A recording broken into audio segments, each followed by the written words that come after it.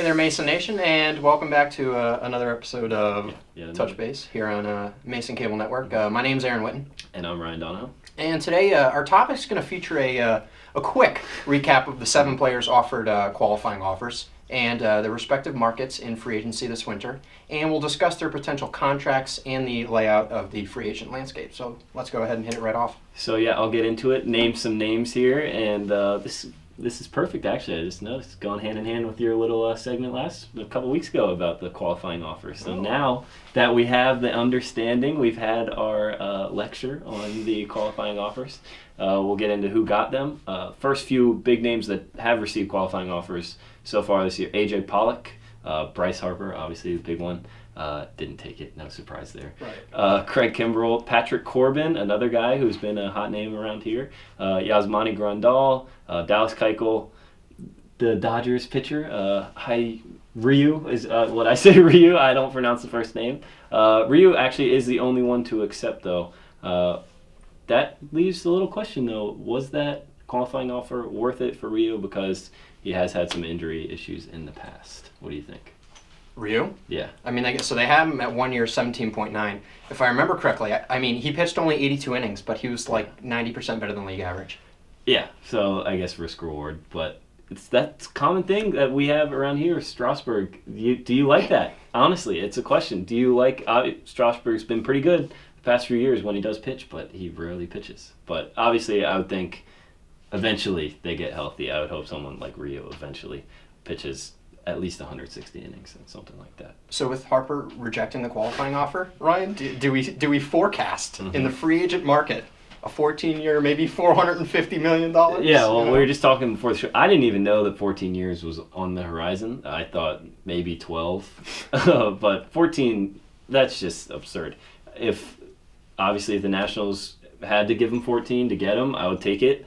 But I completely think so that 2032, by 2026 I think you're pretty much set up to be, unless you've traded him or anything, you're pretty much going to be a 14. Your payroll is going to be all Bryce Harper. It's probably going to be backloaded too, so he's going to be 37 to 40 years old, probably getting paid like making close to 40 a season. 40 million. I don't think he'll be putting up huge numbers, but you never know. If you could lock him up though until he's 33, I'd say you could have 8 years of him in his prime, which would be obviously ideal, but 14 years, you're going to have 6 of, I wouldn't think the best, but you never know. I don't know, Ryan. I'm a big proponent of what you said before the show. I say let's do the 20-year deal. 15 years the player, 5 years we can put him in the front office and pay him whatever you never he wants. know. Maybe he'll have some general management expertise. He'll be in the league for forever. Maybe he'll be a bench coach.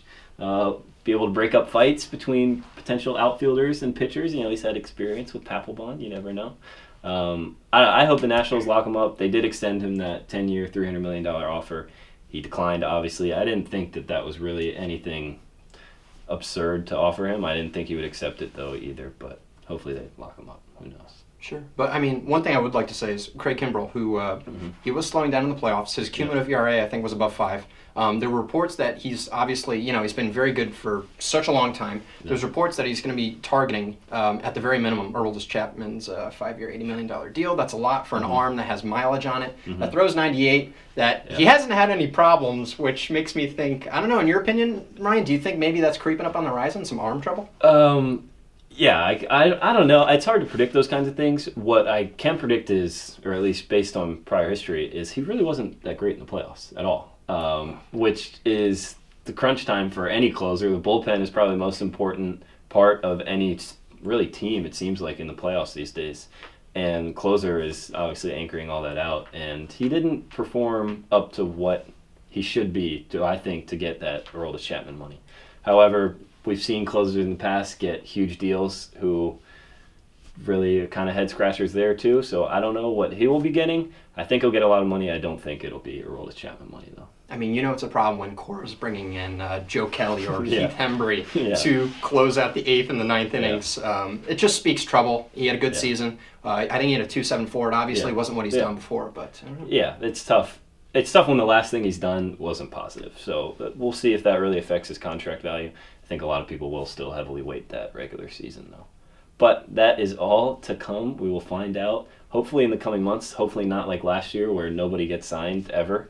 Maybe we'll get some of these contracts in December, January. Who Stagnant knows? free agent market. Yeah, who knows?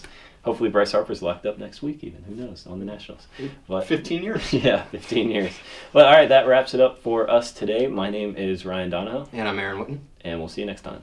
Thank you all for tuning in to this episode of Touch Base. And make sure you follow us on all social media platforms and tune in for our next episode.